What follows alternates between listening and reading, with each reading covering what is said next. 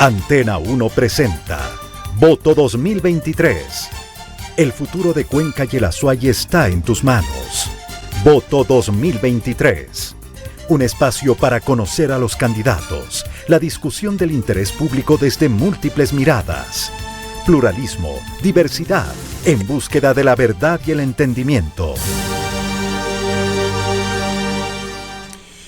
Son las 7:34. Damos la bienvenida en este espacio en el cual tenemos la posibilidad de dialogar y de exponer el pensamiento político, la capacidad, la visión de ciudad y de provincia de los candidatos para las elecciones de febrero, al doctor Felipe Delgado.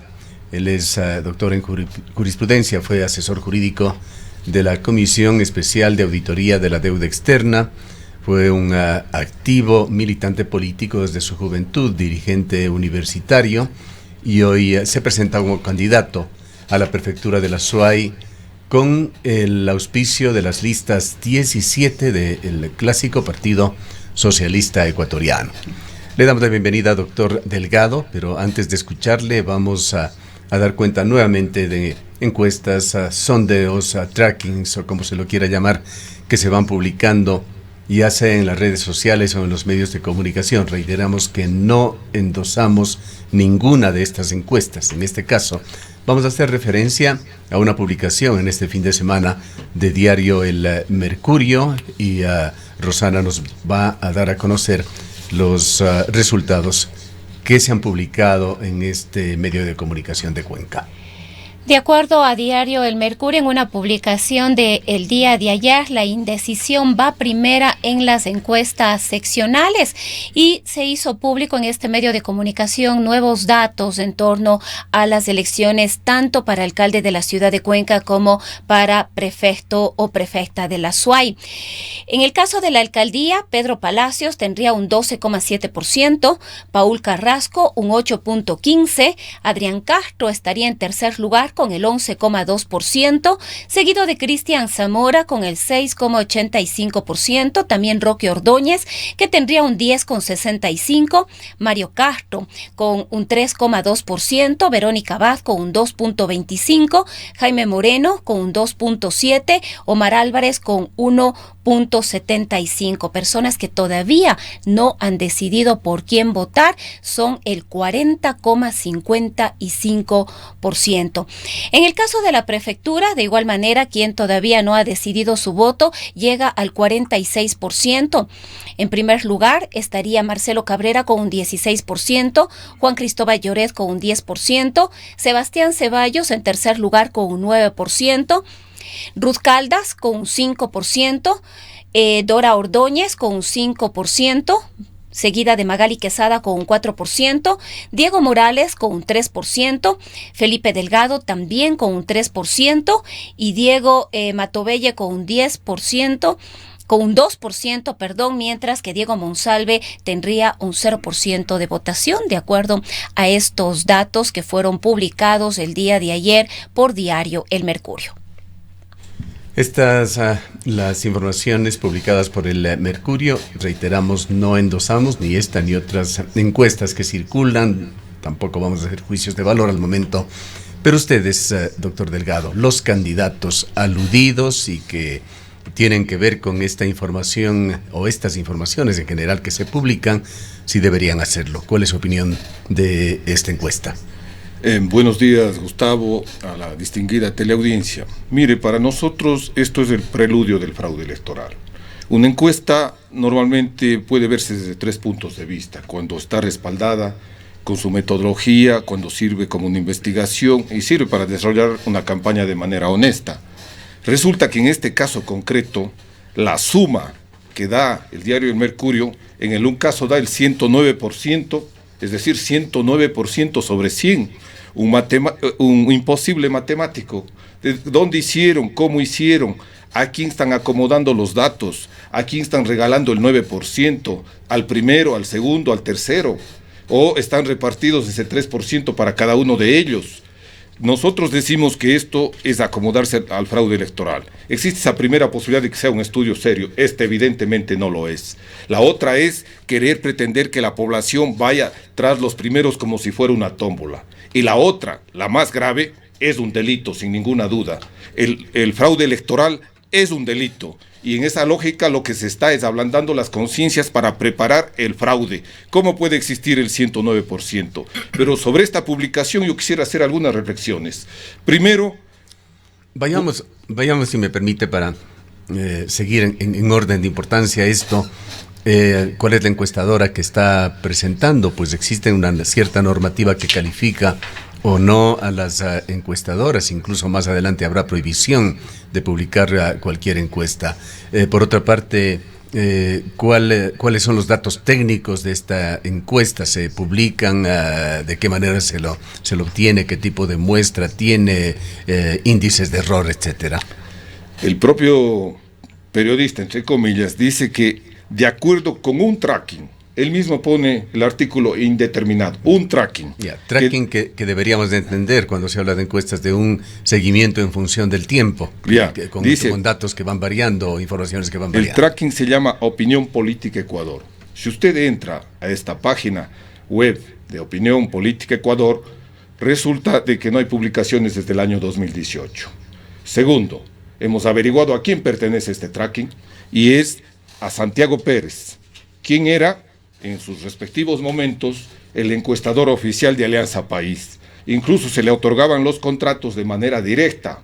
Esas denuncias estuvieron publicadas en El Universo, por ejemplo. Hoy he traído yo ese periódico, porque me parece, digamos, el web de ese periódico.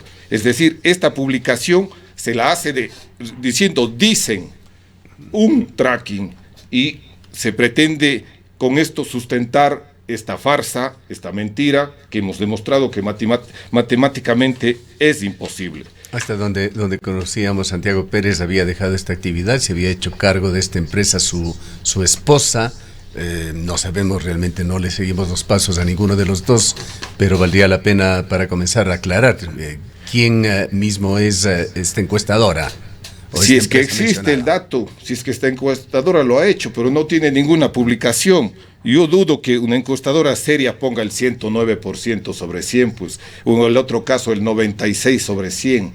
Eso es prácticamente caer en colusión, en estar de modo acordado. Hace días un periodista me dijo: Felipe, no le acompañan las encuestas. Yo esa vez no tuve la prolijidad de sumar, y me decían, los números no le acompañan. Sin embargo, en esta campaña, muchísimos candidatos incluso nos están plagiando nuestras propuestas. No creo que estemos al último, sinceramente. A ver si ponemos en pantalla los datos para la prefectura, que es la dignidad de la que estamos hablando.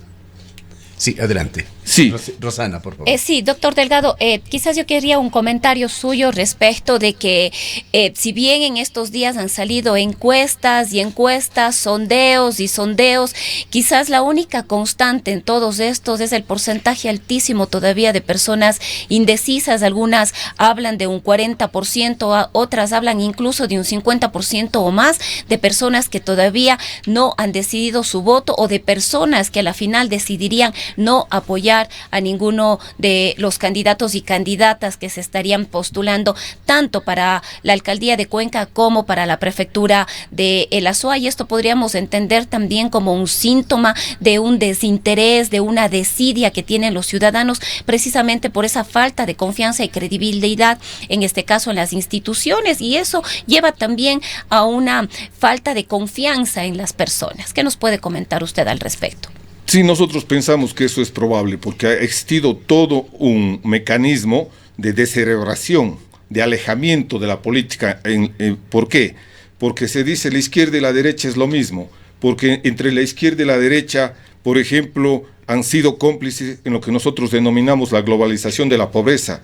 Quienes se autodenominaban de izquierda, quienes se autodenominaban socialistas, entre comillas, del siglo XXI, resulta de que robaron los programas de la izquierda, manipularon sus lemas, cantaron sus canciones, y luego, claro, servían para las privatizaciones, servían con leyes para poner intereses, tasas, multas sobre tasas, es decir, un empobrecimiento. No había diferencia con la derecha en los hechos. Pero lo que privatizadores usted está como diciendo, los puertos. doctor Delgado, se incluye también el Partido Socialista. En su momento, el Partido por supuesto. Socialista, las mismas listas 17 que le auspician a usted ahora fueron parte también de estos mismos grupos. Efectivamente, que no en la política ecuatoriana. No podemos negar las responsabilidades del Partido Socialista, y nosotros estuvimos al margen del Partido Socialista por más de 5 lustros, no solamente por eso, porque los candidatos del Partido Socialista en muchísimas ocasiones no eran socialistas. Ahí tenemos el caso de Fran Vargas, de León Roldós, el último de Montúfar. Entonces, ¿de qué estamos hablando? Era obvio que quien se reclame socialista no adhiera a esa posición, porque estaban llevándole por otros senderos, por otros caminos. Esto nos obligaría a aclarar qué facción o qué parte del Partido Socialista le está auspiciando a usted actualmente, porque entendemos que las divisiones continúan. Claro, en estos últimos tiempos han existido 3 directivas. Existía el señor Ruilova, quien dejó haciendo vale la pena recordar, una alianza con Yaco y con Jefferson. Así salió en la prensa de que el Partido Socialista ya había hecho esa alianza.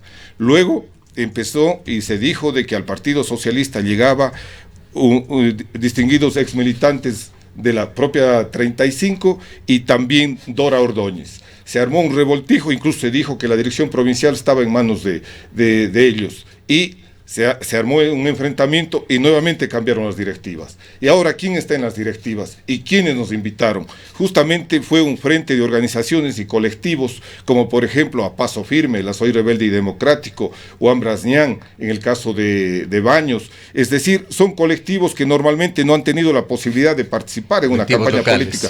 Pero colectivos además, locales, doctor es un Delgado, cerco político el que abraza, el que prácticamente no le deja mover a la población en general. Es muy difícil participar si usted no está dentro de los partidos políticos formalmente reconocidos. Nosotros pero ¿cómo entenderle, doctor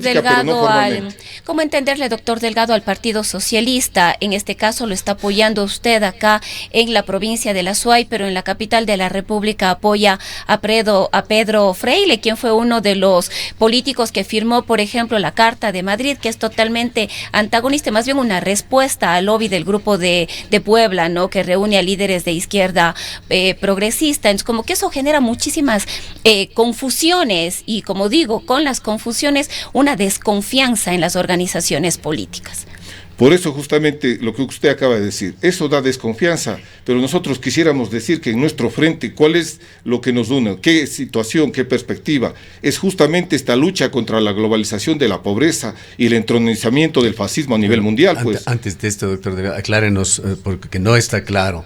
¿En qué medida le apoya el Partido Socialista? ¿Qué facción? Usted ha hablado de algunos grupos, más bien no precisamente del Partido Socialista, sino independientes, de ciudadanos que le apoyan aquí en la provincia. Pero, ¿qué pasa adicionalmente con la organización Partido Socialista Ecuatoriano a nivel nacional? ¿Hay una directiva? ¿Esa directiva endosa su candidatura? A ver, efectivamente, aquí en el Azuay existe este frente de organizaciones, le he dado varios nombres, incluso José Durán es el director provincial, no como algunos maliciosamente quieren decir de que es Alianza País el que está dirigiendo. A nivel nacional está el economista Vallejo, que es el dirigente, quien tiene incluso ciertas distancias con otros sectores políticos al interior del partido, entre otros tenía enfrentamiento con Ruilova aquí a nivel local.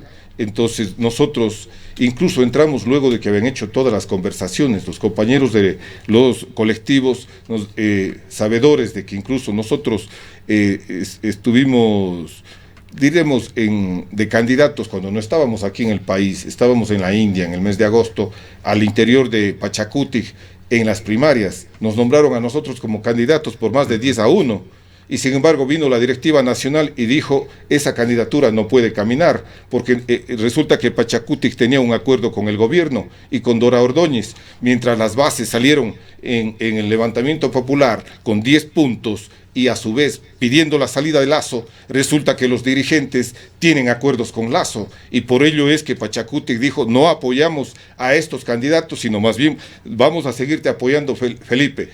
Un sector de Pachacuti, obviamente que es disidente, llamemos a estas prácticas con el gobierno, también nos apoya. Entonces nosotros por eso decimos, somos un frente de organizaciones que luchamos contra la globalización de la pobreza. Eso es lo que nos coyunta en esta campaña. De otro lado, nosotros tenemos como característica principal, ¿qué cosa? De que somos de convicciones socialistas toda la vida. Hemos estado en la juventud socialista, hemos sido dirigentes del colegio, de la universidad, fuimos concejales por el socialismo. Nunca nos hemos ido a otro partido político, nunca hemos estado en campañas que no sean desde nuestro sendero. Entonces, en esa lógica, los compañeros nos invitaron y dijeron, ¿quién mejor que en este caso tú? No es que yo me quiera alabar personalmente, pero eso dijeron los compañeros y les dijeron, piensen bien, consulten en Quito a ver si es que están dispuestos a admitirnos como candidatos. Si lo están, entramos, porque es hora de que alguien diga algo, que las campañas dejen de ser un concurso de campañas encubridoras, que quieren encubrir el pasado de los candidatos políticos, de los camisetazos,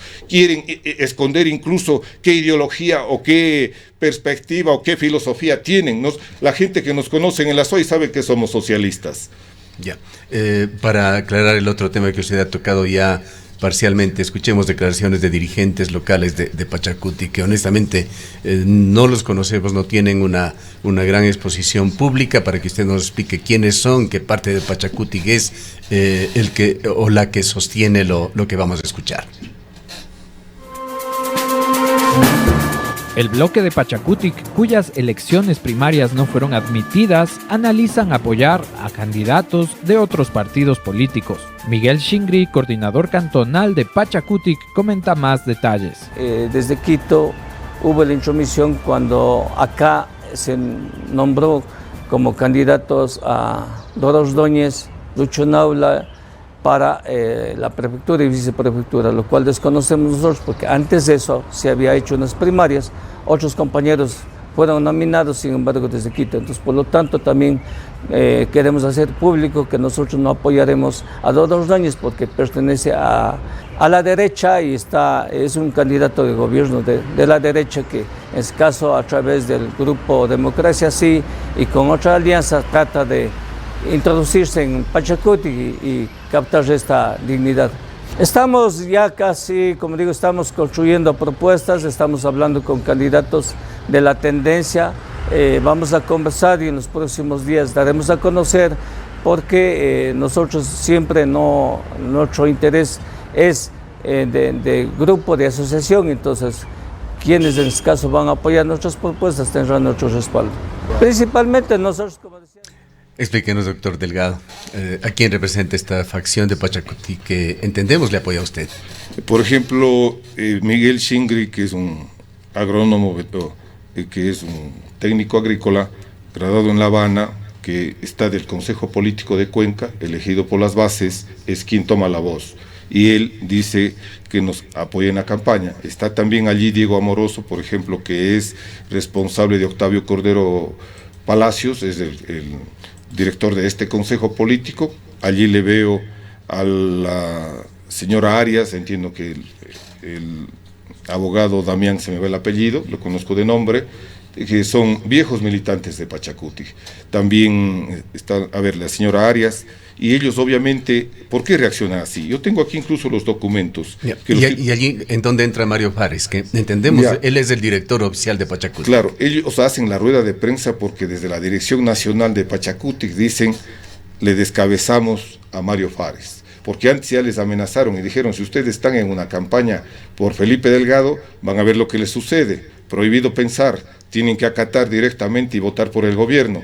Le vuelan a Mario Fares y entonces los compañeros de Mario Fares dicen un ratito, nosotros seguimos de acuerdo con Mario Fares, porque en el fondo esa es la contradicción entre ellos, que no es nuestra. Delgado, me imagino que hay mucho más que tejer sobre esto, pero le pregunto a usted como candidato, ¿no le preocupa el hecho de entrar en una situación tan enredada con sus principales auspiciantes, Pachacuti y el propio Partido Socialista? Pongámonos en el papel de un votante. ¿Qué puede pensar un votante sobre un candidato que entre en una situación tan conflictiva con sus apoyos y cómo se proyectaría esto ya al ejercicio de una prefectura en la que posiblemente es totalmente al contrario. Estas diferencias van a magnificarse? No, es totalmente al contrario. En la papeleta va a salir una sola lista, listas 17. La 17 más bien está sumando en este caso a Pachacuti. A pesar de que ellos tienen candidatos, dicen, no, mejor estamos en la 17, estamos con Felipe Delgado. Es decir, no es un problema. Es como que mañana un sector de la izquierda democrática diga, le apoyamos a Felipe Delgado, o un sector de otro partido diga, por ejemplo, de la Unidad Popular diga le apoyamos a Felipe Delgado, no nos vamos a resentir, más bien nos place de que los compañeros pudieran auspiciar un respaldo de este tipo. Hay que señalar que esto no es ajeno a otras candidaturas. La principal que aparece, me refiero a esa encuesta que aparece allí como Adelante con Marcelo Cabrera, une a dos partidos que han sido oponentes en elecciones pasadas, Igualdad y Participa. Por supuesto, o sea, mire, pero ellos parten ya en una división, nosotros partimos de una unidad donde se suma. Claro, es una cosa distinta, estamos sumando. Entonces, en esa lógica nosotros realmente nos sentimos con mayor compromiso en esta campaña porque los sectores, además que son viejísimos militantes, no por la edad, sino cuanto por su permanencia en Pachacuti. Yo les recuerdo, por ejemplo, al compañero Shingre, a su hermano, han trabajado desde hace más de 20, 30 años en la radio Sonoonda, es decir, son militantes reconocidos al interior de Pachacuti. Doctor Delgado, para la alcaldía de Cuenca, ¿ustedes apoyarán alguna de las candidaturas que están ya prácticamente en firme para el proceso electoral del 2023? ¿Buscarán una alianza en este sentido? Mire, el Partido Socialista, como le contaba, hizo una alianza previa a nuestra llegada como candidatos. Lo hizo con Renace, entre otros, que decía Jefferson Pérez, y lo hacía con Somos Agua. ¿Van a apoyar entonces a Omar Álvarez? Formalmente está 107-17 y nosotros decimos, y en varios cantones también suceden otras alianzas, a nivel provincial, donde se ve la 17, ahí está la línea, ahí está el voto, eso pedimos a nuestra militancia. Bien, ahora cuéntenos sobre su plan de acción como prefecto. Bueno, en primer lugar, quisiera decir de que nuestra candidatura obedece a lo que les decía. Primero, una identidad política. Segundo, prácticamente estamos con candidatos que tienen la convicción y una trayectoria en nuestra línea. Entonces, en esa lógica, nosotros hemos planteado una campaña seria que sobre todo hable de la dignidad, de la SUAY. ¿Por qué? Porque durante lustros hemos sido víctimas de embusteros, hemos sido víctimas de muchísimos candidatos que se han turnado, unos de prefectos, otros de alcaldes, otros de concejales, etcétera, etcétera, sin que hayan dado cuentas al pueblo de la SUAY de una ejecutoria que beneficia a la SUAY. La SUAY prácticamente está en el abandono total. Entonces, en esa lógica, nosotros decimos, dejemos de ser la burla. La SUAY debe levantarse, no puede tener autoridades que sean indignas de su puesto. Nosotros decimos, venimos, ¿de dónde venimos? Somos el grupo de los inconformes, de los indignados de la situación actual, de lo que padece nuestra población. Decimos, estamos contra la globalización de la pobreza, porque mientras hablan, por ejemplo, en las campañas del emprendimiento, de ese tipo de cosas, resulta que si usted se quiere poner una tienda, tiene que ir a Sanidad Municipal, al SRI, al turismo, tiene que hacer un sinnúmero de trámites que en el fondo le obstaculizan, pero ellos en campaña hablan de emprendimiento. Incluso decimos, estamos viviendo un sistema de expropiación. ¿Por qué decimos esto? Porque, por ejemplo, usted compra un vehículo y resulta que en el Ecuador vale el doble que en el resto del mundo. Es decir, ya de entrada le quitaron un vehículo. Si usted quiere dividir un terreno entre sus hermanos o entre sus herederos, el COTAD le dice que colabore entre el 15 y el 35% y que haga una sesión gratuita violando la Constitución de la República, el 323, pero eso dice el COTAD. Si usted quiere hacer determinadas actividades, si usted quiere matricular, revisar el vehículo, si usted quiere decir que no debe al municipio, ya está debiendo porque el certificado le cuesta los $2. Entonces, en esta política de saqueo permanente, nosotros decimos de que el Consejo Provincial tiene que tener respuestas. Una de ellas es, por ejemplo, que se deje de pensar en el ciudadano, de meterle la mano al bolsillo. Decimos, de llegar a la prefectura, tenemos que llamar a una asamblea provincial que procure recursos para el ASUAY. ¿De qué manera? ¿Está de acuerdo usted con las pocas vías que se encuentran con peaje en la provincia y ve usted eso como una forma de mantener por lo menos medianamente bien una que otra vía de los entre 3.000 a 5.000 kilómetros de vías que se dice tiene a su cargo la prefectura? 6.080 más exactamente, pero nosotros no estamos de acuerdo con ningún nuevo peaje, con ningún nuevo cobro, si es que no es obra nueva. Me explico. Por ejemplo, el puente sobre el río Guayas se construyó sin dinero, Se hizo una adjudicación internacional, durante 8 años se compró el Pontazgo y se pagó. El caso del ferrocarril del Ecuador, el Estado se endeudó con la familia Harman, estuvo más de 30 años pagando, pero luego el puente y el ferrocarril fueron del país. Es decir, allí la gente pagaba sin problema, prefería pagar el peaje, el Pontazgo en el puente, antes que pasar en Gabarra. Entonces, cuando existe obra nueva, yo pienso que la población no se niega. Que usted está de acuerdo entonces con lo que intenta hacer aquí la alcaldía, aunque hablemos de otra dignidad con los fotosensores, los radares. Absolutamente no, al revés más bien. Ellos, ¿qué es lo que quieren? Ellos lo que quieren es entregar las obras hechas, no las nuevas. En las nuevas se han burlado. Recordemos, obviamente lo de los radares también es una forma de saqueo. No están colocados técnicamente. Usted en una curva que viene a 50 se halla con letrero 30 y 50 metros más allá y ya está el radar. Estamos en contra de esa política de saqueo. Si me preguntan a mí de prefecto si estoy de acuerdo en que se ponga ese tipo de radares, no. Lo que pasa es que dicen que es para educar a la población, lo que ocultan es que el 35% de esos contratos se llevan las empresas privadas. Ocultan también y dicen, vean en los Estados Unidos como hay tolls, ahí sí es organizado. ¿Por qué no nos muestran Alemania donde no existe límites de velocidad, donde no existe peajes? En el caso de la educación nos sucede lo mismo. Dice, vean cómo se endeudan ahí en los Estados Unidos para estudiar. ¿Por qué callan de que en determinados países como en Europa es gratuita la educación? Entonces, en esa lógica nosotros decimos, no se puede seguir buscando en el bolsillo de los ciudadanos. Decimos, hacemos esta asamblea provincial para buscar recursos, donde en el Estado ecuatoriano, de dos maneras. La una, tenemos que hacer una ley y compartir con los consejos provinciales del Ecuador y decir el 25% del presupuesto nacional de forma descentralizada debe repartirse entre los GATS provinciales, los GATS cantonales, los GATS parroquiales y de manera inmediata, ¿qué recursos? Nosotros tenemos que hacer proyectos. El Departamento de Planificación. Doctor Delgado, en este sentido, ha habido también una serie de cuestionamientos ante lo que fue en su momento la eliminación de la tasa solidaria. Esto le ha representado una reducción económica importante al Consejo Provincial de la SUAY. ¿Estaría en la mira de ustedes el retomar una tasa de este tipo o ningún impuesto adicional? Ningún impuesto adicional, es más, se buscan unos lindos nombres para meterle la mano al bolsillo.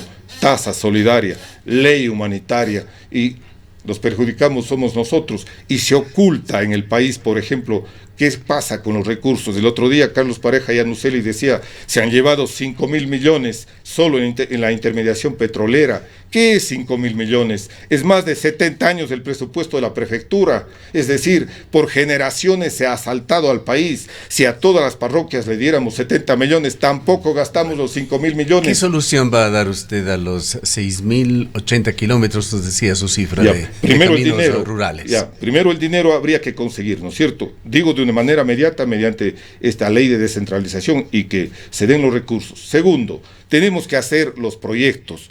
Por ejemplo, en la ley del deporte, en la ley de cultura, permite que si alguien paga impuestos, el SUAY paga, es de la tercera en el país en pagar hacia el Estado y de las últimas en recibir del Estado. Nosotros decimos el 20%, poniéndonos de acuerdo con las cámaras, los sectores como los artesanos, los campesinos, los trabajadores, las universidades y todos los contribuyentes nos ponemos de acuerdo para respaldar los proyectos de la prefectura que deberán ser consensuados. No necesariamente queremos que el 20% le otorguen a la prefectura, que se haga un fideicomiso y que se vea de manera transparente a dónde van a ir esos dineros, pero tienen que quedarse en el SUAY esos porcentajes, de no empieza a existir teorías como las autonomías, como el federalismo, porque es tanto el abandono y nuestras autoridades apoltronadas en sus asientos. No, señor, el SUAY tiene que levantarse. En esa lógica planteamos eso. En la pregunta, obviamente que tiene responsabilidades la prefectura directas, por ejemplo, en la vialidad, de la ruralidad, pero primero como ciudadanos lo que le digo, ahí debemos hacer mancomunidad con las parroquias, debemos hacer que mediante la minga la participación de los vecinos para cuidar cunetas, no necesariamente dar al sector privado. Yo pienso que ese tipo de obras es posible, previamente un análisis, si es que son productivas, qué uso tienen, cuánta población necesita aquello, porque es necesario también decirlo, si bien en el presupuesto de la prefectura, porque sería demagógico decir, sí, vamos a poner asfalto en todo lado, pavimento, resulta que la prefectura, de acuerdo al presupuesto presupuesto general del Estado apenas recibe 35.481.000 dólares, 11 millones se va en burocracia, existe los presupuestos participativos, existe, por ejemplo, el 10% para los sectores vulnerables. La prefectura no tiene más de 20 millones para atender los 6.000 kilómetros y todas las actividades de la prefectura. Tratemos otro tema que es un problema contemporáneo aquí en la provincia de la Azuay, la situación de Molleturo. Allá hay una situación sumamente enredada en los límites de esta parroquia, parroquia del Cantón Cuenca, y Molleturo ha pedido que se haga una consulta popular para que tomen una decisión sus habitantes de si quieren pertenecer a la provincia de la Azuay o a la provincia del Guayas. Escuchábamos una sui generis de decisión que se ha tomado con esto del censo nacional para que no estén operarios del censo ni de la provincia de la Azuay ni de la provincia de El Guayas. Van a censar funcionarios de la provincia de Tungurahua. ¿Qué opina usted sobre esta problemática? No nos referimos precisamente al censo, sino a la situación de Molleturo. A ver, lo de Molleturo cercenaron 23 anejos. Le quitaron más o menos unos 600 kilómetros a la Azuay. Primero habría que preguntar por qué le quitaron. Porque es un problema sumamente grave. Los pobladores de ahí, vea, el municipio de Cuenca, siendo sus territorios, no quiere catastrar los terrenos, es decir, no quiere prácticamente cobrar los impuestos de los vecinos, que en un acto desesperado dicen queremos pertenecer a la Azuay. Ellos han ido donde notarios a decir de que quieren pertenecer a la Azuay, y obviamente ahora piden una emergencia, dicen nosotros no queremos estar en el censo porque nos van a censar como si fuéramos del Guayas. En esa lógica, primero tenemos que establecer por qué ha salido este problema. Primero existen las actas, y ahí hay varios candidatos ahora que están presentes que también quieren ocultarse de sus responsabilidades. Esto sucedió en la época del prefecto Carrasco. En esa sesión estuvo Magali Quesada. En esa sesión vamos a hallar a Dora Ordóñez en representación de Marcelo Cabrera. Podemos buscar a todos los alcaldes y concejales y pedirles responsabilidades. ¿Por qué lo hicieron? Porque en ese entonces se hablaba de la autonomía del Guayas, que necesitaba los 20.000 kilómetros, necesitaba 2 millones de habitantes y cuando menos 2 provincias. Tenían los 2 millones de habitantes, no tenían las 2 provincias, dividieron al Guayas y le hicieron Santa Elena y el Guayas, y aparte de eso les faltaba unos pocos kilómetros para ajustar los 20.000, y ahí le ofrecieron la candidatura para la vicepresidencia de Neboda al prefecto. Recordemos ahora, las fotos aquí. ¿Qué va a hacer usted para resolver todos estos entuertos? A ver, para resolver, en primer lugar, nos adherimos a esta emergencia, que no es solo Molleturo, ojo, acá con Cañar también existen Checa y Octavio Cordero también problemas del mismo tipo. Primero, algo que debemos rescatar de la actual prefectura es que sí existe un estudio jurídico, se contrató para que obviamente se dé una salida legal, pero tenemos que ser solidarios. ¿Cómo puede ser posible que a alguien se le ocurra decir, ¿sabe qué? Demos parte de la provincia de Loja al Perú, en situación reducida? Eso han hecho aquí en el Azuay, hay responsables, y nosotros tenemos que hacer prevalecer antecedentes históricos, saber exactamente por qué eso pertenece al Azuay, una de las zonas más ricas, tanto agrícola como incluso incluso de aguas calientes. ¿Cómo vamos a ceder algo que es propio solo porque se les ocurrió en un momento de euforia electoral entregar a otra provincia? Nosotros tenemos que recuperar junto con los pobladores, pero además tenemos que dar soluciones, porque ese no es el único problema de Molleturo. Existe en esta nueva división, por ejemplo, riegos de agua que están al un lado del límite, que no se les permite regar a los que están al otro lado porque supuestamente ya son de otra provincia, o existe problemas como el de la minería también y la contaminación de las aguas. Allí en Molleturo, que es uno de los problemas centrales, nosotros tenemos que dar respuestas en ese sentido. En primer lugar, debemos cuidar el agua, por supuesto, y para eso, por ejemplo, el Consejo Provincial debe hacerse un laboratorio, si usted quiere, bioquímica, que controle la calidad de las aguas, para que no exista cianuro, para que no exista arsénico, para que no exista mercurio, porque eso dará cuenta de que están contaminando las mineras, porque también en el caso de la minería, nadie hace nada, dejan que sigan las exploraciones, dejan que sigan la... Rosana le está planteando sí, justamente, doctor Delgado, en este punto, los problemas de Molleturo son mucho más graves. Ahora, con la incursión de la minería ilegal de la mano de las bandas organizadas narcodelictivas inclusive, que estarían tomándose espacios. Gente cercana al trabajo social, a la defensa del agua en esta parroquia, advierte que estamos a muy poquito de convertir a Molleturo en lo que en su momento fue y sigue siendo la parroquia de Buenos Aires al norte del país. Hay una situación con la minera ahí. Las actividades legales de la minería, entre comillas, están suspendidas por una acción legal, pero hay una incursión de la minería ilegal que no está siendo controlada por las autoridades. Esto inclusive hace muy poquito provocó la muerte, el asesinato en realidad de una joven mujer activista que inclusive se encontraba embarazada. La problemática en Molleturo es mucho más compleja. En esta campaña electoral nosotros vemos de que existen fabulosas cantidades de dinero, no solamente de parte del gobierno central, que tiene como 4 candidaturas, también se ve el dinero de la minería, también se ve el dinero incluso del narcotráfico. Entonces nosotros estamos seguros que existen, porque existían candidaturas desesperadas por salir por cualquier sector, andaban visitando todos los partidos políticos a ver dónde se les toma en cuenta y decían, tenemos financiada la campaña. ¿Cómo así? Pues esa es la primera reflexión. Sobre la pregunta en concreto, yo quisiera además hacer otra reflexión.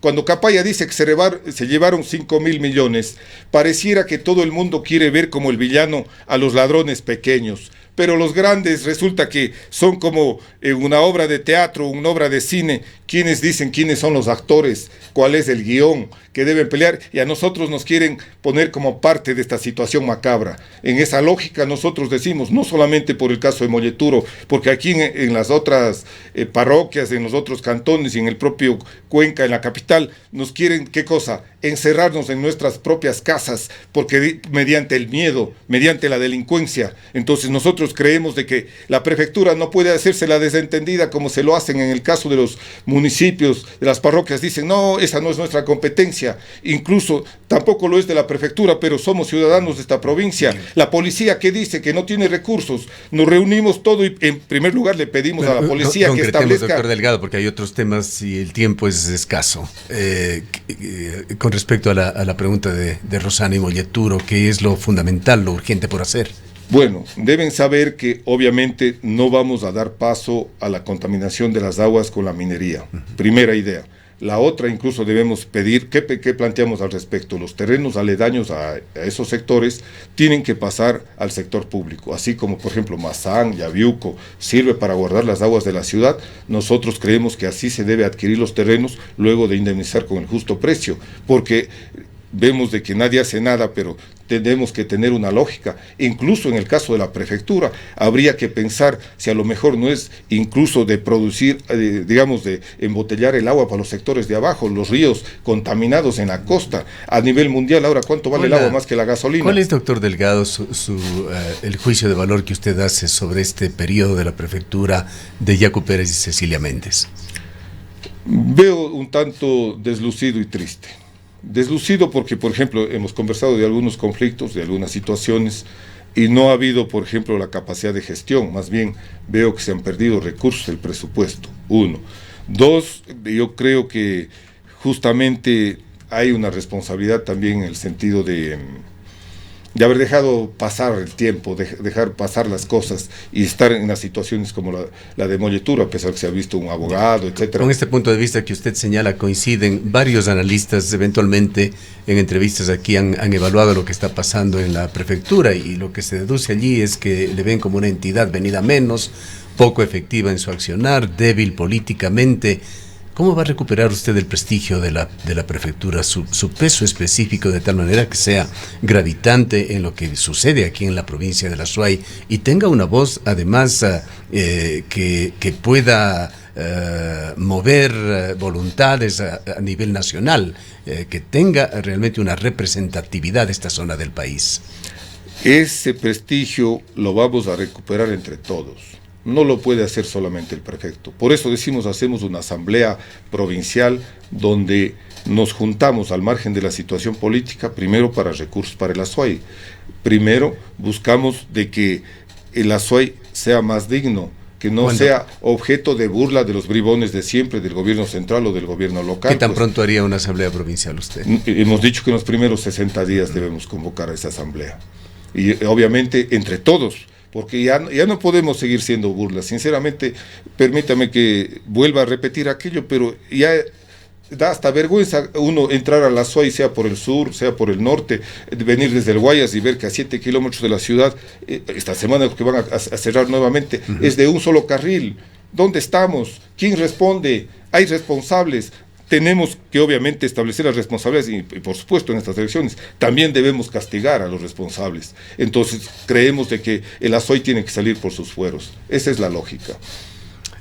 Finalmente, háblenos algo de con quiénes usted está compitiendo en estas próximas elecciones, cómo ve el panorama. Volvamos, si cabe, en este país existe a esta encuesta con la cual iniciamos este diálogo. Existe un gran tongo en el país, un tongo entre el gobierno y la supuesta oposición, que es teóricamente el correísmo. Los unos buscan impunidad para el saqueo de la República y los otros buscan la privatización. Entonces, en estos días le sueltan a Glass. Eso no es posible sin la anuencia prácticamente del Estado. Entonces, nadie se le acusa, por ejemplo, de peculado en este país. Se deja pasar el tiempo para que pasen los 7 años y la Contraloría no puede actuar. Y dicen, no, la ley orgánica de la Contraloría no permite juzgar a nadie por más de 7 años, a pesar de que la Constitución dice de que los delitos como el peculado no prescriben. Sin embargo, los hacen prescribir. Le dan gusto a la oposición. Y los otros hicieron las leyes privatizadoras, participan, no dicen nada de todo lo que se quiere privatizar ahora, por ejemplo las telecomunicaciones, y entonces en estas encuestas manipuladas aparecen supuestamente de ganadores, en este caso el ingeniero Marcelo Cabrera, que ya quedó tercero para alcalde, quinto para diputado, y que no ha hecho una obra real abandonó la prefectura, se fue al Ministerio de Obras Públicas, y no hay una razón para que mejore su nivel electoral. Sin embargo, le hacen ganar en las encuestas. Y en segundo lugar, obviamente están de acuerdo estas encuestadoras y le ponen a quién, a los sectores del correísmo, en esa manipulación mediática de encuestas, y le quieren sumergir y nos quieren atrapar. Entonces nosotros creemos que nuestros rivales, en primer lugar, es aquel tongo que viene manipulando a la República y que nos tiene en la pobreza, por los robos y por las leyes privatizadoras. ¿Alguna pregunta final, Rosana? Bueno, ¿cuáles son las expectativas, doctor Delgado? Y a mí me quedó, además del diálogo inicial que tuvimos, alguna inquietud sobre si usted apoya la candidatura de Freire dentro del Partido Socialista en la capital de la República. Así quisiera, no puedo. Hay solo la votación en el ASUAY. En el caso nuestro, claro, provincialmente somos listas 17, sin alianzas. Pero bueno, me refiero no solamente a un apoyo con el ejercicio estricto del voto, sino son un partido socialista, uno solo a nivel nacional. Debo decir que desconozco las situaciones particulares, porque de Quito, del Carchi, absolutamente el país, no tenemos una responsabilidad nacional, no somos parte de la dirigencia, ni incluso local, simplemente somos ahora este frente que para enfrentar a la globalización de la pobreza. Puede que incluso en nuestro frente haya unas militancias que tradicionalmente no han sido del socialismo, pero que no pueden participar, no pueden expresarse. Por ejemplo, a Paso Firme estuvo contra la ordenanza que era sancionatoria aquí del municipio de Cuenca, estuvo en la lucha del PDOT. Ese tipo de ciudadanos con inquietudes sociales, yo pienso que nos están respaldando, asimismo como los sectores de Pachacutic, que están clarísimos sobre lo que desean, y ellos no pueden dejar que trafiquen con la lucha del pueblo, pues mientras la gente pierde el ojo, mientras la gente incluso muere, no se puede ir a negociar con quienes les mandaron a matar, pues. ¿Cuál piensa usted, doctor Delgado, y con esto cerramos, sería un reflejo más fiel de lo que está pensando la ciudadanía en términos de encuestas?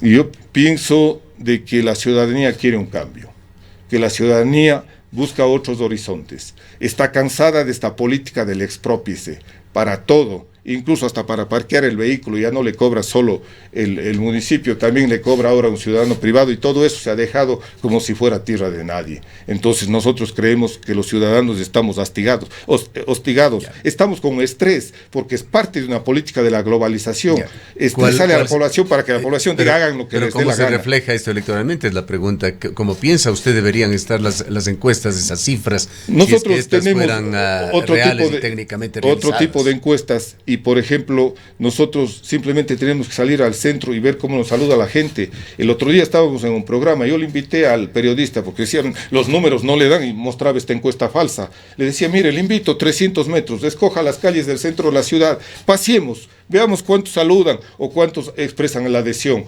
Incluso a veces uno tiene que movilizarse en vehículo para ir a una entrevista, para no quedarse en el tiempo y no quedarse en las calles, en la esquina, en la media cuadra, porque los ciudadanos recuerdan pues que nosotros hemos sido dirigentes de toda la vida, especialmente los sectores profesionales. Incluso en una mala fe quieren decir, pero si usted ya está viejo, le dicen, y los que deciden son los jóvenes, como si los viejos ya no pudiéramos hacer campaña, y viejos entre comillas, porque si yo les desafío, por decir algo, a trotar a todos los candidatos, probablemente les gano. Este viejo todavía está con vigencia, y por eso hacemos un llamado incluso a los abuelos que nos conocen para que nos recomienden ante los hijos y ante los nietos. Nosotros sabemos de que estamos creciendo, por eso no solo nos atacan con las encuestas, sino que nos plagian nuestros programas. Le demuestro 3 plagios. No tenemos tiempo ya, lamentablemente. Pero bueno, le podría demostrar varios plagios. Esperemos, no debemos esperemos tener pronto otra copien. Oportunidad para profundizar quizá algunos aspectos que se han quedado. Han escuchado en Voto 2023 al doctor Felipe Delgado, uno más de los candidatos a la prefectura de La Suay, en este caso con el auspicio del Partido Socialista, listas 17. Son las 8:19 .